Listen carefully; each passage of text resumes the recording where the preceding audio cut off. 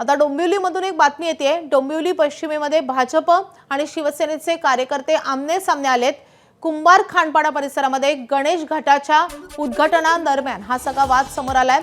भाजपचे प्रदेशाध्यक्ष रवींद्र चव्हाण यांच्या हस्ते हे उद्घाटन होणार होतं। स्थानिक नेते विकास म्हात्रेंच्या कार्यकर्त्यांनी उद्घाटनाला विरोध केलाय।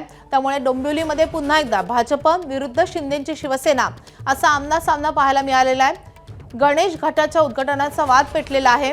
रवींद्र चव्हाण यांच्या हस्ते उद्घाटन होणार होतं, मात्र त्याला शिंदे सेनेच्या विकास म्हात्रेंच्या कार्यकर्त्यांनी विरोध केलेला आहे। गेल्या काही दिवसांपासून डोंबिवलीमध्ये मोठा वाद होतोय।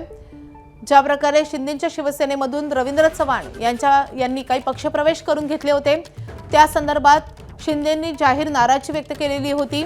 मुख्यमंत्र्यांपर्यंत हा सगळा वाद गेला होता आणि त्यानंतर आपल्याला पुन्हा एकदा डोंबिवलीमध्ये अशा रीतीने भाजप आणि शिवसेनेमध्ये वाद होताना दिसतोय।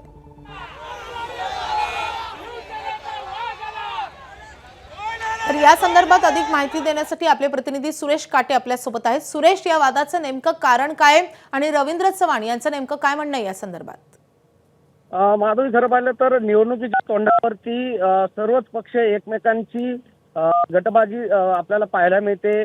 प्रवेश देखील होताना आपण कल्याण डोंबिवलीमध्ये पाहिलेले आहेत। मात्र आज डोंबिवलीमध्ये उमेश नगर या परिसरामध्ये मनसेचे प्रकाश भोईर आणि सरोज भोईर यांनी सुदेश तुडनाग यांनी प्रवेश घेतलेला आहे। भाजपामध्ये ते गेलेले आहेत आणि त्यानंतर प्रदेशाध्यक्ष रवींद्र चव्हाण डोंबिवलीतील गणेश घाट या परिसरामध्ये एका उद्घाटनासाठी जात असताना त्या परिसरामध्ये विकास म्हात्रे यांनी काही बॅनर लावलेली होती आणि ती बॅनर झाकल्याची माहिती आपल्याला मिळत आहे। एबीपी माझा, उघडा डोळे बघा नीट।